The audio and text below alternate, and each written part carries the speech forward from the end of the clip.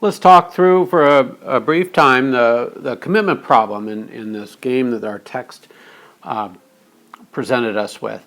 And let's suppose that we're going to think through the case where a owner of a business can hire a manager to run a remote store. And the manager's thinking about doing this, but can't watch the manager. The owner is thinking about opening the store, but can't watch the manager.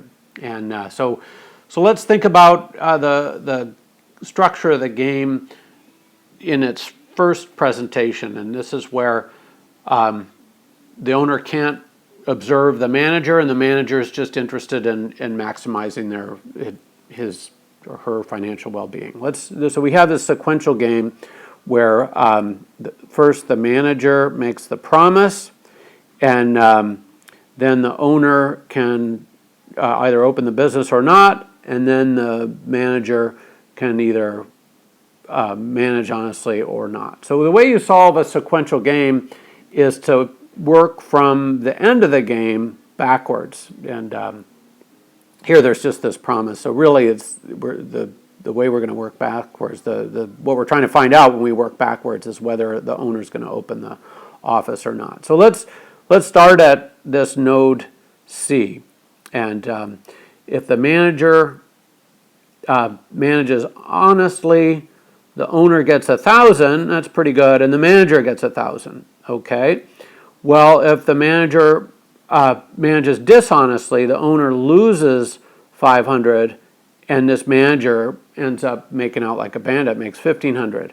So if we have a manager that's just motivated by their own private financial gain and isn't worried about their reputation in particular, well, then they're going to manage dishonestly. So the owner can anticipate this. I'm slashing this arm or pruning the game tree. This branch won't happen if managers are self-interested. The manager is going to manage dishonestly. So now the owner could open the remote office and make negative 500, or could not open the remote office and make 0. And 0 is better than negative 500, so they're not going to open the remote office. And this is the managerial candidate is their promise is not credible. The store doesn't get open. And notice that both are worse off because of this. Both the managerial candidate, if they had managed honestly, they would have made 1,000, and the owner would have made 1,000. So they both lose this opportunity because of the structure of the game. Now, let's think about whether they could make a commitment device. And sometimes legal contracts are a commitment device. There's ways to approach this through the legal system, but there's an entire field of economics, and it's actually borders with psychology.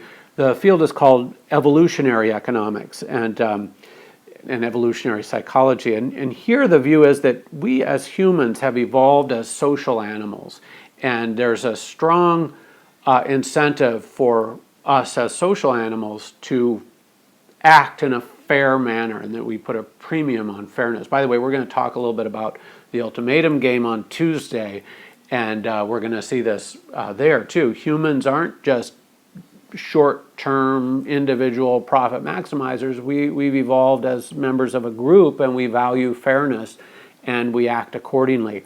And this is generally a good thing. It keeps us from doing the thing that would make us feel guilty. And in the view of evolutionary economics, this feeling of guilt is just like a feeling of hunger. It's wired into our DNA as social animals that, if you behave in a way that hurts the group, you just feel like a schmuck, and it eats at you inside. And this is the outcome of hundreds of thousands, even millions of years of evolving as a social animal, where fairness and honesty, etc., all the other characteristics that enable us to work productively as group members are instilled in us through natural selection. The ineffective groups got eaten by predators, and the effective groups did the eating themselves.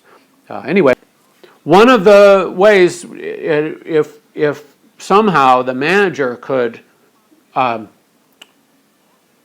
show the owner that manager is a moral individual, the cheating would just so eat at the manager that they'd end up with the $1,500 extra from managing dishonestly, but that guilt, whether it's because they're religious or just a good member of a group, that guilt is going to be a negative 10,000 payoff. So if they manage dishonestly, they'd get the 1,500 gain, but then they'd just be unable to sleep forever after, and they'd feel like such a jerk that their net payoff would be negative 8,500. Well, in this world, that high character acts as a commitment device, that the moral code, the social code, social norms, if you will, have resolved in large measure some of the commitment problems that we would otherwise have. And I talked a little bit about the economics of religion. If someone who's deeply religious is making a credible signal that they're